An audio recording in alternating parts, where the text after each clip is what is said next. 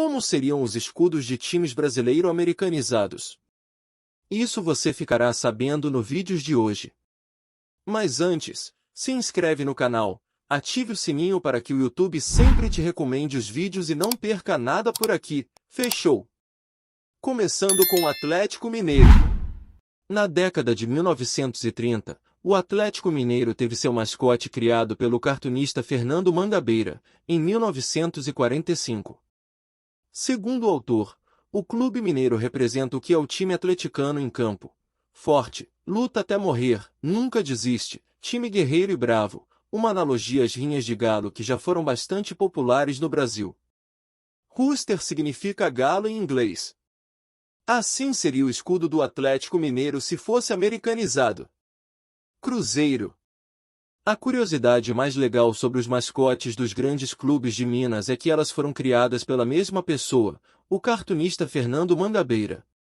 Se o galo do Atlético Mineiro é tido como guerreiro e forte, o Cruzeiro adotou como sua mascote um animal astuto, inclusive, uma de suas presas prediletas é justamente a mascote do rival. A ideia ao criar a raposa foi fazer uma homenagem ao então presidente cruzeirense Mário Grosso, que era conhecido por sempre antecipar o rival em contratações. Raposa em inglês significa Foxers, e assim seria o escudo do Cruzeiro americanizado. O Vasco da Gama tem no seu mascote uma singela homenagem ao navegador português Vasco da Gama, primeiro europeu a pôr os pés em continente africano pelo Cabo da Boa Esperança. A sua versão americanizada seria Rio de Janeiro Navigators, uma alusão às navegações marítimas e ao próprio almirante Vasco da Gama. Fluminense. O Fluminense sempre foi conhecido como um clube elegante, com torcedores ilustres pertencentes à elite carioca. O cartunista Molas tomou essas características como referência e criou, em 1943, a mascote tricolor, um cartola. Um homem com grife e bem vestido representando a imagem do Fluminense. Seu escudo americanizado seria Sherman, referência a alguém de alta patente. Esporte Clube Bahia. Se o Vitória veio com um animal que é considerado o rei da floresta, o Bahia não quis ficar atrás e decidiu ter como mascote o Super-Homem. Esse seria o seu escudo americanizado. Botafogo. Uma torcida que se autodenomina cachorrada tem que ter o cachorro como sua mascote também. Se você nunca ouviu falar do cão Biriba, certamente não conhece a história do Botafogo, que já teve um presidente bastante supersticioso nos anos de 1950. Carlito Rocha sempre levava o animal Biriba para o estádio e, às vezes, até o soltava dentro do campo. Tudo isso porque acreditava que o bichinho dava sorte ao time. A sua versão americanizada seria Mad Hill Dog. Corinthians.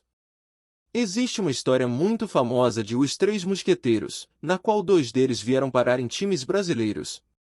O primeiro, no Corinthians, e o outro foi para o Grêmio.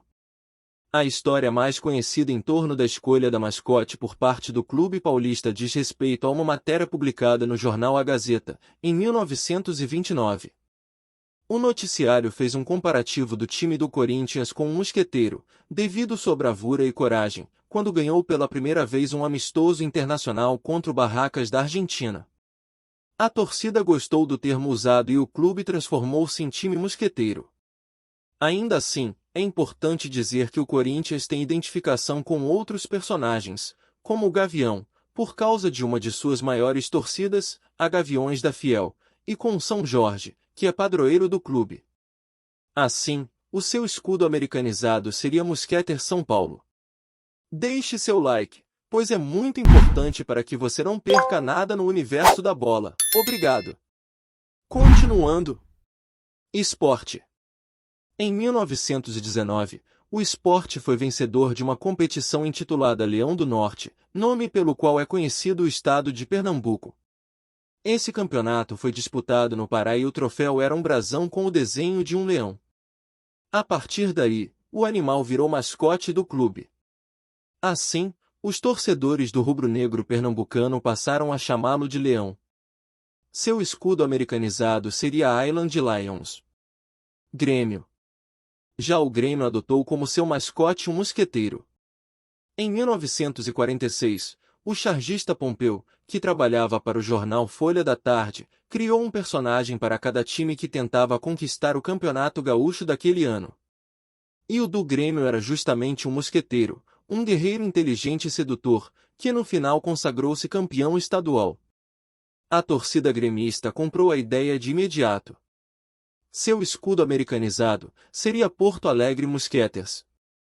Internacional. O Colorado Gaúcho tem como mascote um personagem do folclore nacional que usa uma carapuça vermelha e só tem uma perna, o Saci Pererê.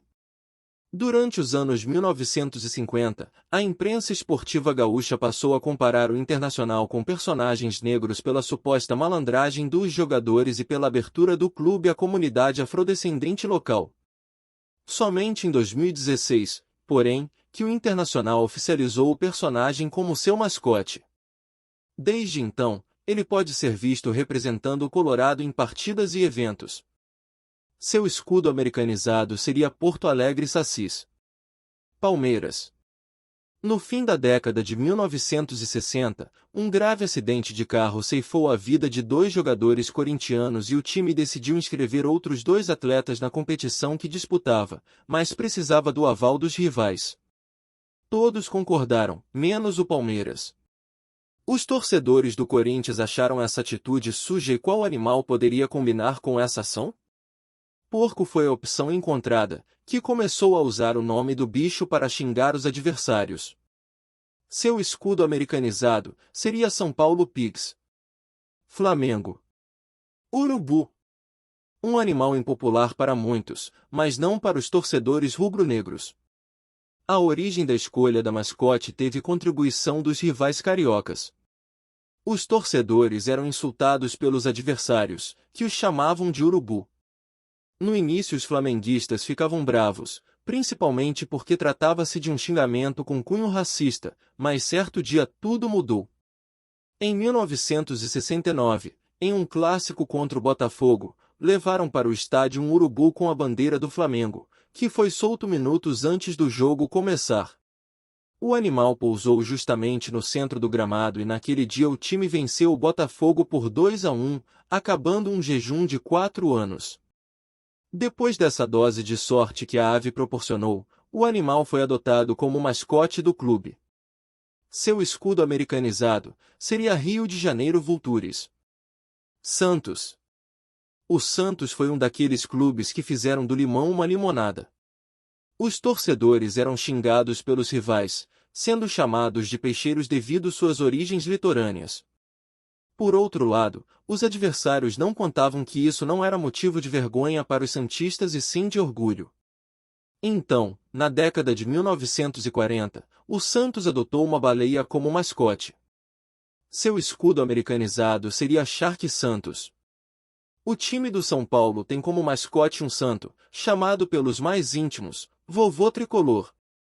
O clube apelou para bênçãos divinas, e a história, assim como as conquistas, mostram que deu certo.